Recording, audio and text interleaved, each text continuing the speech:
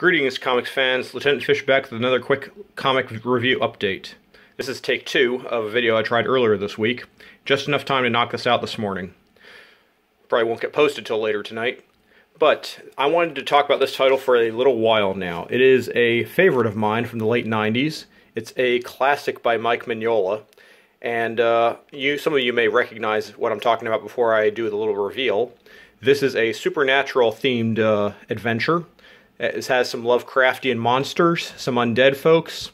There's a investigation team led by an older gentleman. He's a very large fellow who likes to solve problems with his fists, but he's a little bit clumsy. A hot-headed young woman, and also an ectoplasmic medium who can send his spirit out of his body and has very interesting consequences every now and then for the story.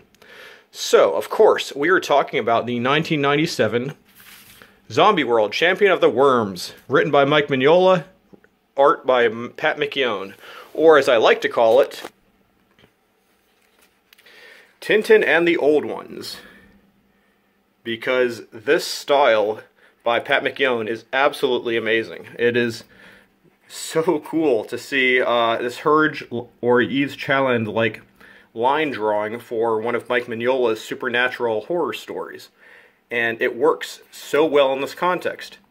And it's really interesting in that sense because it doesn't really... It takes away a little bit of the horror, and it's not as dark graphically as in terms of the shadows and all that. But for the most part, it works as far as the context, as far as an adventure inside a museum that turns out to have some hauntings and some other supernatural stuff going on. So basically, Champion of the Worms was a 3-issue miniseries, and it started off with the imprisonment and then of a necromancer in Hyperborea 42,000 years ago, and his release in Massachusetts in modern times. So basically, you have the team who has come to who has received a signal and has come to investigate that something dark may be on the loose, and involves considerable numbers of zombies and mummies and Lovecraftian type horrors, beautifully illustrated. And you have a very interesting concept with Mignola playing with some of his character tropes that you see later on, because this is not pre-BPRD in the sense that BPRD had been established. This is after Hellboy Wake the Devil and Hellboy Seed of Destruction had already come out, but it is still before we really introduced a lot of the later characters, like Johann the Medium who showed up in later in the early 2000s and was seen in Hellboy 2, the Golden Army movie. So but the big thing for me is just matching up this Herge-like artistic style with this EC Comics horror and Mignola-style Lovecraftian horror. Especially since, if you look at this, these are cops in Massachusetts, but they're driving Vespas. And so it's really like, you know, something out of Borduria or Soldavia in Tintin. So it's really an interesting mishmash of styles between the European style that we're familiar with in some of these other comics, and then the US style and the US horror. So I highly recommend this. It's a 3-issue miniseries. It doesn't have a particularly satisfying ending. It leaves things open for a sequel. I mean, it wraps up the initial story decently.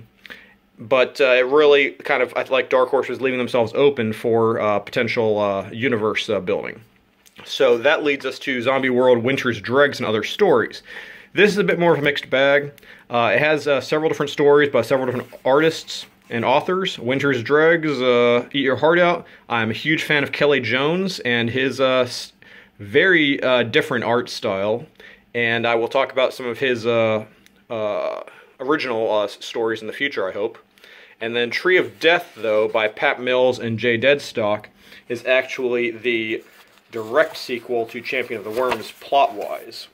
And so These other stories aren't bad. They're set in the context of Zombieworld once the zombies have been released at the end of Champion of the Worms. But Tree of Death is the one that really ties it all together. And this was the first one I saw on the newsstand when I was in college.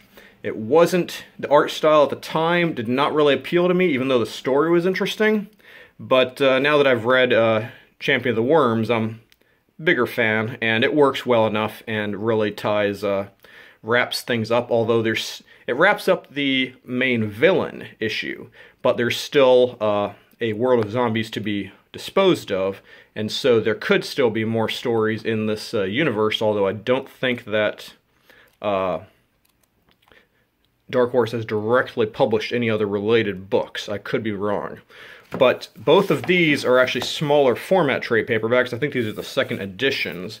I think Champion of Worms actually had a full-size trade originally. That was more like a Tintin style book. But this is Volume 1, Volume 2. There isn't a separate, any other follow-on book to my knowledge, unless something's come out more recently.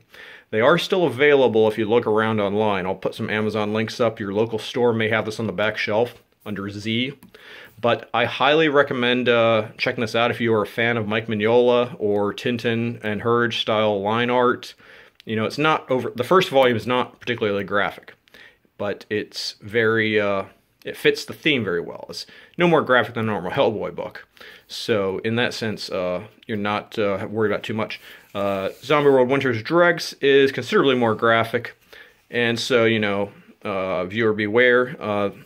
That's definitely, I would say, mature audiences.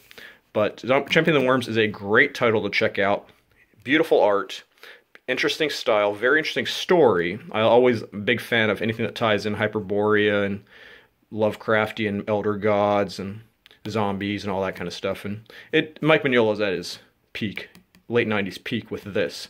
So, and it's very interesting to see some of the archetypes for characters he was developing at the same time in BPRD. Like, I don't remember what the medium's name is off the top of my head. But yeah, so let's just end on this one panel that is absolutely hilarious. Excuse me, but I sense evil forces at work. Yeah, that's basically the understatement of the book.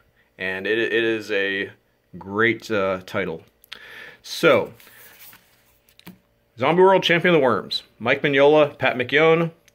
If you feel like it, Zombieworld, Winter's Dregs, the big title is Tree of Death is the big finale title inside it, which actually Tree of Death published in single issues as well on floppies, so you might see that in the back issues section of your bookstore as well. But check it out. Highly recommended. And I hope to get back on the wagon when it comes to video and movie reviews this weekend, so wish me luck.